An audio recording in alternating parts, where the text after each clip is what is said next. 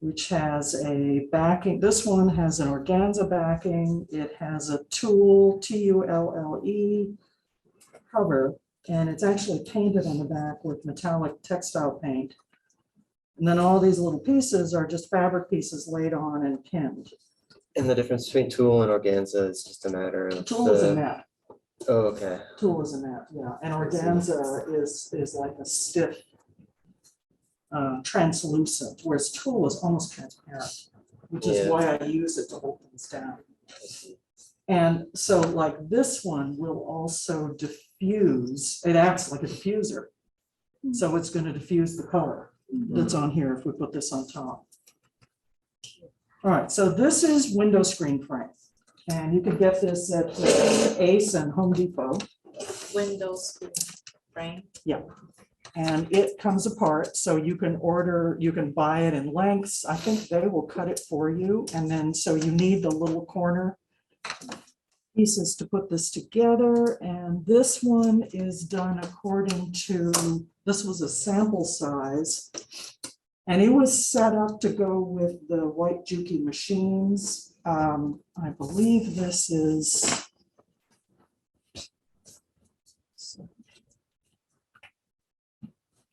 that's a 13-inch opening, and it has to do with getting to with the needle to the center or across the center.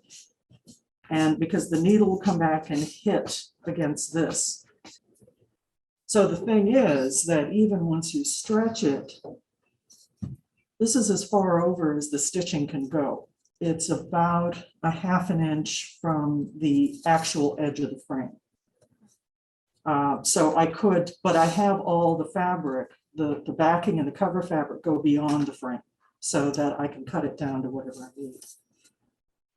Okay, now the other thing you're going to need are these window screen splines.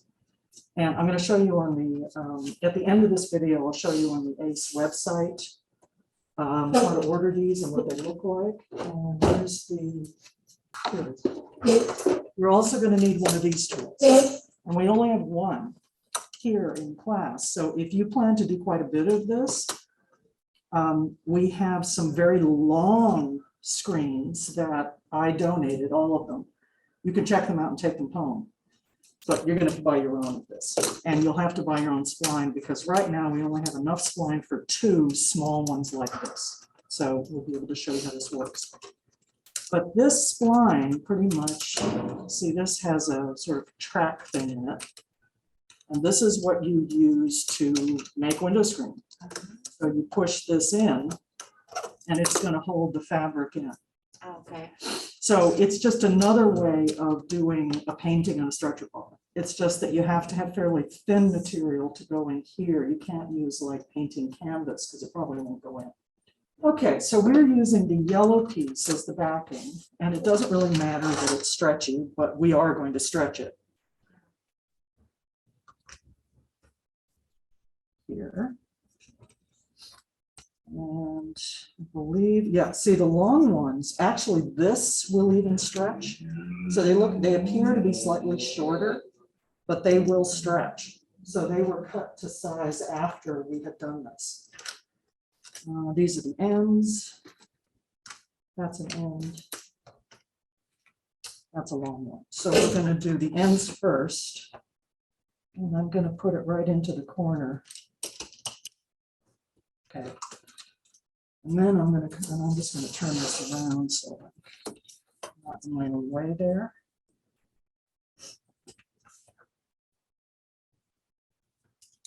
So I'm looking up there to see how far over we're coming. So then you could use the stretch. So see, I'm looking at the grain here, and I think I want to get it a little more even. Pull that out and pull so that the grain is a little straighter on the fabric. So I may get a little puckering in the corners because I want to try to keep that straight. But see, I'm not sewing all the way into the corners. So now I'm going to fold here and then like this.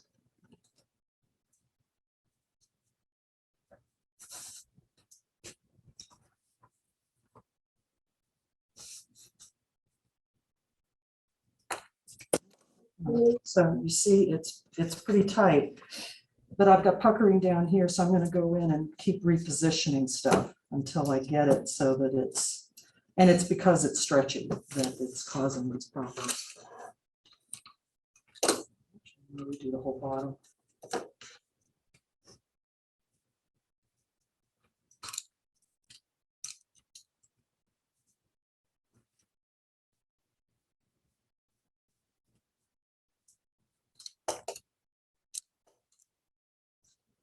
You can even do your own window screens. Because this is the technique you use to replace window screens. All right, so that's better. Okay, so you want to come around over there and we'll put some stuff on it and see what's going to happen. Okay. And then, yeah, just random, and because this will just be a demo. Yeah. And this is actually the piece that we put on the machine. This is the foot, and it's a spring-loaded quilting foot. So spring-loaded meaning it will bounce over things. So you need to come, if you're going to use it here, you need to come up and ask for it because you'll have to check it out. Quilting foot. It says FRE, free motion quilting foot.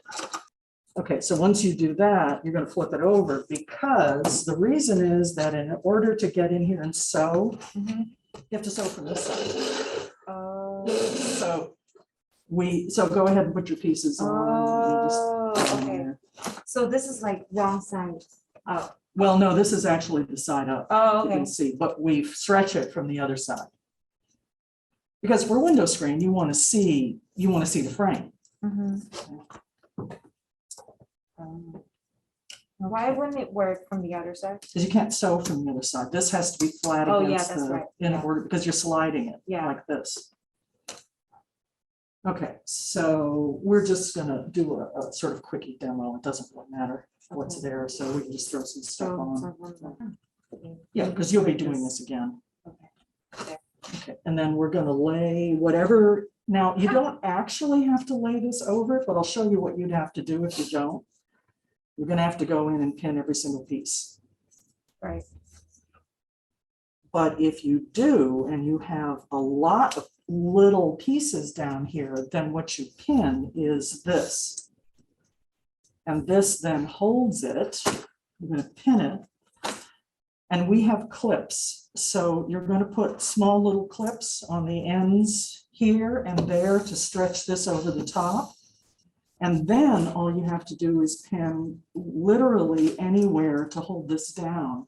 You just never tip it. Do we iron it? No. No, Okay.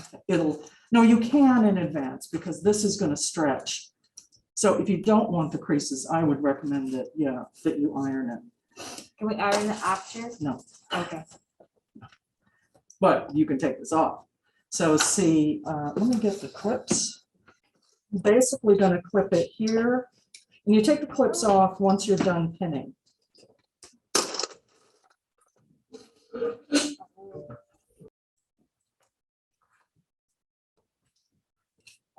Right, so this is going to get pinned over here. So we pin all in there and we pin all in here. And what this does is literally hold this down so that you can work with it. Because otherwise, see, every time you touch it, you're gonna move it. So you want it stretched. That's it.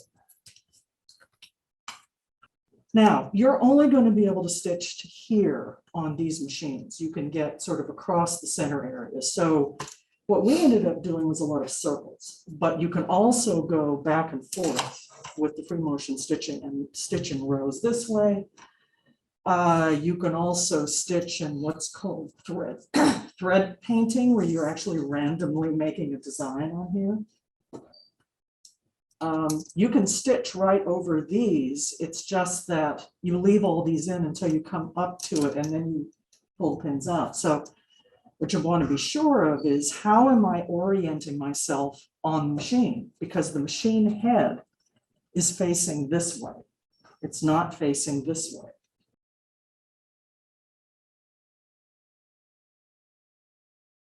So you're literally going to take this and put it in facing the end of the machine.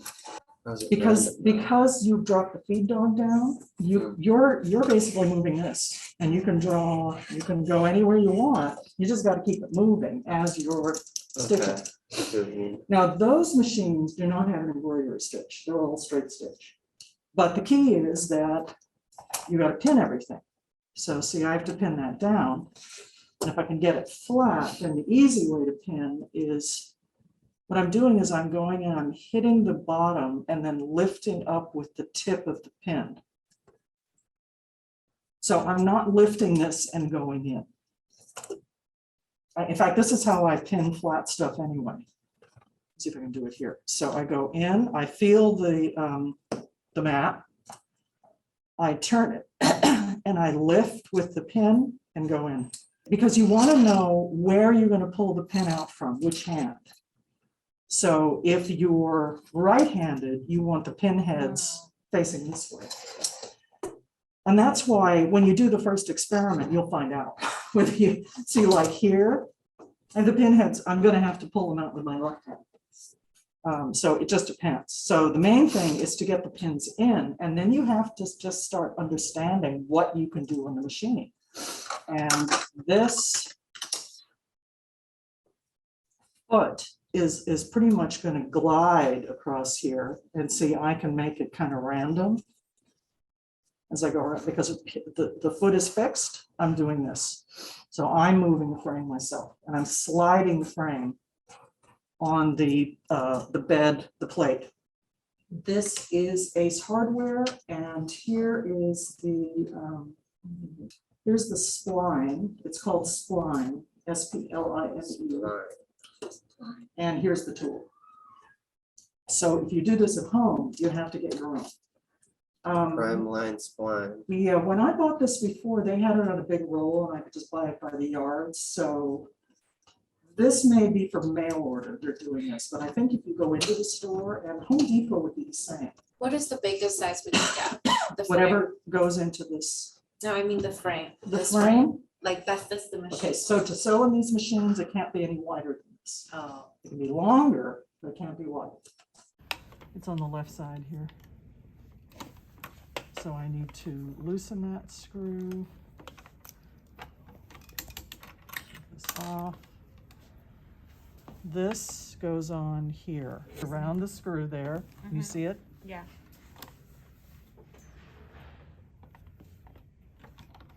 So I raise it up so it'll lock in. Okay, it needs to go through the center of the hole there.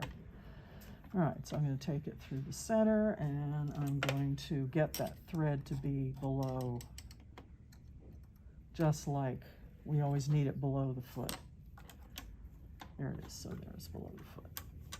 Okay, so this foot has to be checked out. All right, so here's what we want to do. There's the feed dog. You want to drop that down so that those teeth are dropped down. And this takes a little finessing. So I'm really lifting that up as far as it'll go to get it over here. And so you're just going to have to figure out what kind of stitches you want to use, because you see it's hitting. Now the other way I can do it is to go this way. Let's see, I can't get that close because then it hits on top of the frame. Well, actually, it's not bad right there. Okay, you want all your threads to the back, just like you always do. You want to start by lowering the needle into position. Now, this needle might be a little big for such delicate material, but we'll try it. And the key to get used to is that you have to move the fabric. The machine will not move the fabric for you.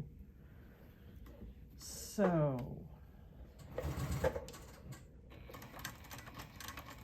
see, I move it, and I kind of am used to how fast I have to go.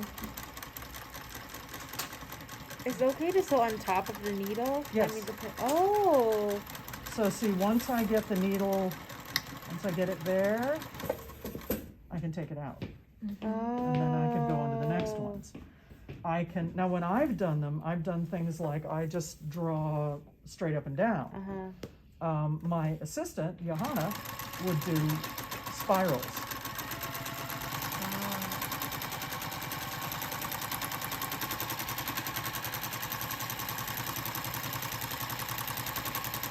But you have to keep this flat. You can't raise it. So it has to slide. Now, you see how it's doing this? So one option, which I've done in the past, we take that clip off, I don't know if you can pan out to up here, is that you can put a book or a board under here so that as you go that way, it's got something to lay on. Okay. Now, the other possibility, you kind of have to take over the entire table, so we have to set you up for it, is to use the other stand that's like this, because you can lift it off and move it underneath this. Right. So that it can go this way. And the big long ones, you have to do that. Now, the other option is to sit to the side, because then if you have a long one, you're going this way on it, and then you can come all the way out. And as long as you have something under here, you can, so see what I can do is take this, because it's the same height, and move it over here. So now I can go all the way over here. I've got nothing here, but, so I sit facing the machine, which means I have to bring the pedal around over here. Okay, all right, stop.